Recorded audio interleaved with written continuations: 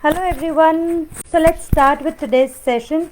I am no this internet issue is gonna be we will be going there. So let me give you a little brief about me. I am Romal Surana. I am a graphologist and handwriting expert. I am child and adolescent counselor, and yes, I am working with in the field of kids from past 5 years or 5 years, and I have divided this session in three parts. One, I'm going to tell you what graphology is and how do you read the mind. I'm going to discuss few of the strokes with you that you should see while dealing with lot of, I'll say, how to deal with people. Those things you will see. And last would be your signature that I have received would be will be a place where I will be discussing all those things with you. So let's start today's uh, session. As we all know that brain we can see physically, but can we see our mind? No, we cannot see our mind. So similarly, the brain is the hardware and mind is the software. But from where this mind gets all input? So it starts from the mother's womb. From the time the child gets into the mother's womb, the child learns a lot of stuff, whatever the mother thinks, whatever mother sees, mother experiences, all that stuff goes in the kid, goes in the child. And with that, the software of a child is built. We have five lobes: prefrontal lobe, frontal lobe, parietal lobe, temporal lobe, and occipital lobe. All these five lobes are associated with the brain. We have five parts with the five basically with the five I can say with the five senses, in short, precisely. So what we need to do is we need to understand that these five senses, parents give lot of information to their kids, and on that basis the software has been generated. But when you look from the different aspect of a child, the child, whatever he gets from the mother in the womb, is known as the acquired knowledge, is the inborn talent.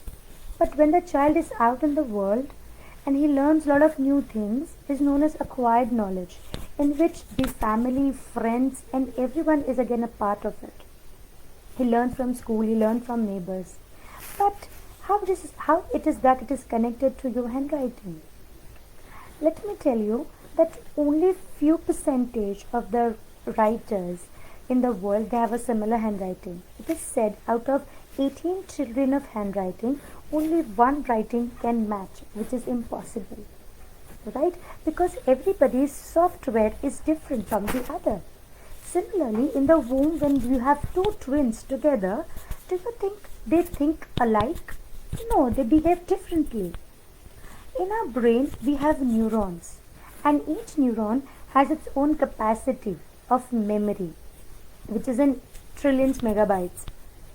Plus, each neuron is connected with different neurons in a very different manner. Very, very different manner. And when they exchange the information, they create certain synapses. When they create certain synapses, they exchange certain information. Now, whatever behavior we have generated or whatever behavior that we have within us makes the personality of a person, and that is we can see through the handwriting of a person. How can you see from handwriting of a person? Because अब इसके पीछे का logic, इसके पीछे का science क्या है?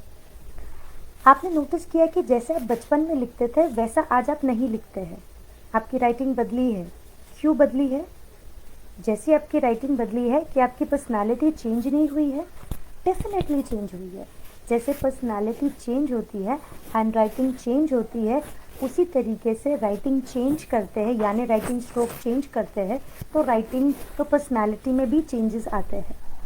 Okay, तो अब इसको समझने के लिए जो न्यूरल कनेक्शंस है वो पर्टिकुलर पैटर्न में एक दूसरे के साथ में जुड़ते हैं और हमें रिस्पॉन्सेज मिलते हैं. अब राइटिंग होता क्या है? राइटिंग के लिए हमें हमारी पैराइटल लोब, जो हमारी ये बीच की जो पैराइटल लोब है, उसका साथ लगता है.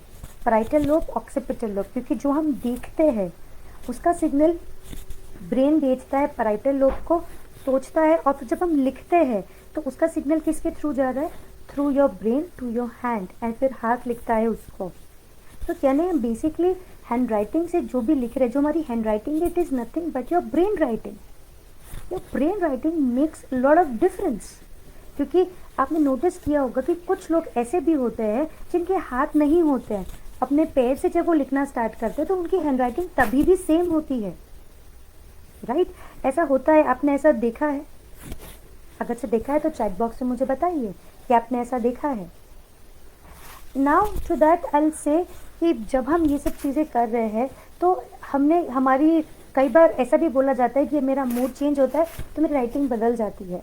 तो राइटिंग में कुछ माइक्रो एस्पेक्ट्स होते हैं और कुछ मैक्रो एस्पेक्ट्स होते हैं। माइक्रो एस्पेक्ट आपके थोड़े थोड़े बिहेवियर के पैटर्न्स बताते हैं, वेरल्स मैक्रो एस्पेक्ट आपकी कोर पर्सनैलिटी बताते हैं।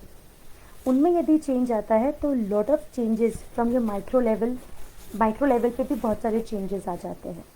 फॉर एग्जाम्पल, आपने नोटिस किया रहेगा कुछ लोग बहुत ज़्यादा प्रेशर से लिखते हैं, राइट? बहुत डीप प्रेशर से लिखते हैं, तो वो लिखते भी है तो पीछे में छप जाता है।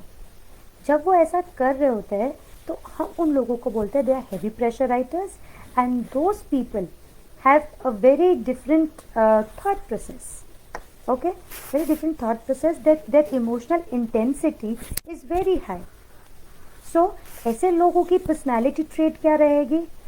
personality trait रहती है कि ऐसे लोग एक तो पहले जल्दी बीमार नहीं पड़ते हैं, और यदि बीमार पड़े तो बहुत लंबे समय के लिए बीमार पड़ते हैं। ये लोग किसी को माफ़ कर सकते हैं पर भूल नहीं सकते कि इस इंसान ने उनके साथ में क्या किया।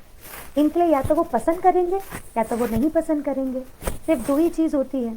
तो इन लोगों के साथ में डील करने के तरीके बहुत अलग होते हैं, ठीक है?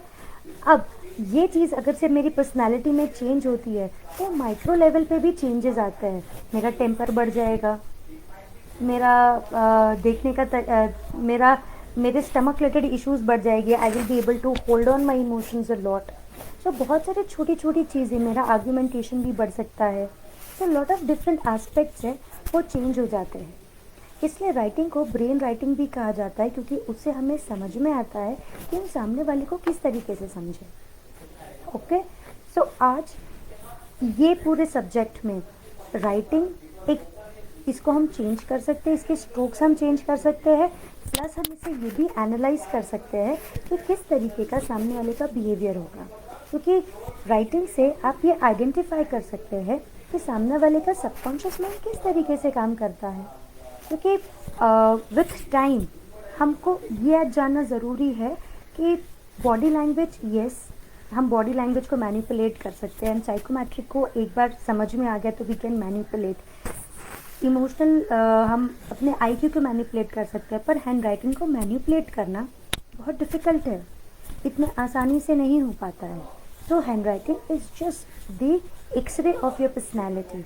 When you understand that, whenever you're going into any of the conversation or any deals with somebody, handwriting plays a very vital role.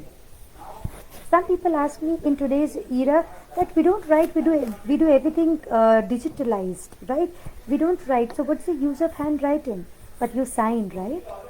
Signature is the projection of one's personality that you want to project to somebody.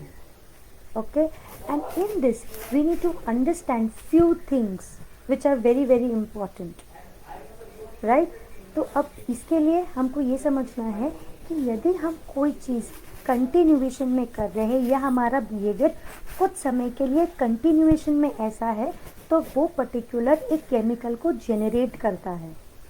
वो chemical हमारे behaviour में आता है, वो हमारे behaviour में दिखता है, हमारा ब्रेन उसके ऊपर रिएक्ट करता है एंड अकॉर्डिंगली लेटर फॉर्मेशन होता है। ओके, ये लेटर फॉर्मेशन के ऊपर 1681 से काम चल रहा है। 1681 में Camillo was the first who talked about science behind hand writing. Basically उसके ऊपर उन्होंने काम किया। उसके बाद में बहुत सारे लोग आए, बहुत सारे साइंटिस्ट हैं जिनने इनके ऊपर रिसर्च की and they have given their experiences, their theories on it. Today I am going to share few of the traits that you should look in before getting involved or getting into some conversation, or you should know about people in and around you. Hope you can see this, right?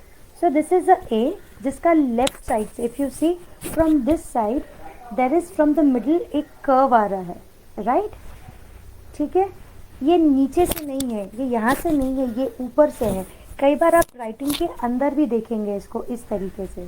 जब आप ये देख रहे हैं, this is called as back stabbing. ये लोग जो होंगे, ये लोग जो होते हैं, वो आपके सामने बहुत अच्छा बात करेंगे, वो आपसे बहुत मीठी मीठी बातें करेंगे, वो आपको एकदम दुनिया के ऊपर लेके जाएंगे, दिल से wow you are superb, hi Deepti. But these people will back stab you. जैसे आप आजू बाजू नहीं रहेंगे, ये आपकी चुगली करेंगे, आपके बारे में लोगों को उल्टा सीधा बोलेंगे, ये सारी चीज़ें करेंगे. फिर से एक बार आपके स्ट्रोक देखिए, this is back stabbing stroke. Okay, if you like this give me thumbs up, let me know what you think about it. And please ये राइटिंग स्ट्रोक को डेफिनेटली ध्यान में रखिएगा, क्योंकि ऐसे लोगों के ऊपर हम बहुत जल्दी ट्रस्ट कर लेते हैं. Okay, now the second stroke is, आपने नोटिस किया रहेगा कुछ लोगों को हर एक चीज़ बार बार बोलनी पड़ती है. कुछ लोग होते हैं जो एग्जीक्यूशन बहुत अच्छा करते हैं, कुछ लोग होते हैं जो जिनको हर एक चीज़ बताना पड़ता है पर वो एग्जीक्यूशन अच्छा करते हैं. कुछ होते हैं जो प्लानिंग ही बहुत बढ़िया करते हैं. सो दिस इज़ कि आप किसी की राइटिंग में कैसे जाने कि ये पर्सन एग्जीक्यूशन कैसे करता है और प्लानिंग कैसे करता है. इफ़ आप देखेंगे ये और ये दोनों जो स्ट्रोक अगर से किसी के इक्वल है और इस तरीके से ऊपर में भी लूप आ रहा है और नीचे में भी लूप आ रहा है, इट मीन्स ये पर्सन की प्लानिंग और एग्जीक्यूशन दोनों ही बहुत बेहतरीन है. ठीक है, you can trust this person to start the project, to do something. Wherein जो सेकेंड वाला है, हाय रीना, जो सेकेंड वाला स्ट्रोक है, ये वाला स्ट्रोक आपको बताएगा कि ये पर्सन को काम बताना पड़ेगा, इससे प्लानिंग नहीं होगी. ओके, इससे प्लानिंग नहीं होगी, बट आप जैसे जैसा बोलेंगे ये वैसे वैसे एग्जीक्यूट कर देगा. तो he is a very good executor when you look at this. And third is this. अब ये पर्सन प्लानिंग बहुत अच्छी कर सकता है बट एग्जीक्यूशन में इसको प्रॉब्लम होगी. तो आप कोई भी काम जब शुरू कर रहे हैं, आपके आजू बाजू में किस तरीके के लोग हैं, क्या वो सोचते हैं या किस तरीके की उनकी सोच है, ये आपको समझ में आ जाएगी. Then we have the next stroke जिसको हम सेल्फ कॉन्शियस स्ट्रोक बोलते हैं. अभी एम तो सभी लिखते हैं, राइट, बट एम का फर्स्ट लूप यदि छोटा है और सेकेंड लूप काफ़ी बड़ा है, ठीक है, इस तरीके का है, तो ये पर्सन बहुत ज़्यादा सेल्फ कॉन्शियस है. वो हमेशा, हाय सोनाली, वो अपने बारे में ही सोचते रहता है. वो भीड़ में भी जाएगा तब भी अपने अंदर ही बिजी रहेगा. प्लस ये पर्सन काम तो बहुत जल्दी शुरू कर देगा. ठीक है, काम तो बहुत जल्दी शुरू कर देगा बट कंप्लीट करने में इसे दिक्कत होगी. अब आप कैसे डील करेंगे ऐसे लोगों के साथ में? तो ऐसे लोगों को हमेशा इनिशिएट करने दीजिए, कंप्लीट नहीं. और कंप्लीट करने के लिए किसी और को उनके साथ में जोड़ दीजिए ताकि वो अपना काम टाइम पे कंप्लीट कर सके, कोई इनका फॉलो अप ले सके. तो initial phase will be very good, but 50 से 100 तक आने के लिए इनको कोई ना कोई सपोर्ट की ज़रूरत होती है. तो जब आपकी चीज़ ध्यान में रहेंगे तो you will not be frustrated with this people. Moreover this people would be of great value to you. But हर बार डांटने से कई बार चीज़ें नहीं होती है. फॉर एग्जाम्पल, आपके बच्चों की राइटिंग में अगर से ये है तो आप नोटिस करना, वो चैप्टर तो बहुत जल्दी पढ़ना शुरू कर देगा. जैसे ही आधी पे आएगा बोलेगा मम्मा अब मैं थक गया, अब मैं नहीं करता, मैं कल करूँगा, या वॉट एवर इट इज़. वो पूरा चैप्टर कंप्लीट नहीं करेगा या पूरा काम नहीं करेगा. सो ऐसे इसमें आप उनको ब्रेक के बाद में वापस से शुरू कराइए, क्योंकि उनको शुरू करने में बहुत मज़ा आता है, ख़त्म करने में नहीं आता है. और इसको अगर से ठीक करना है तो मेक श्योर आप दोनों हम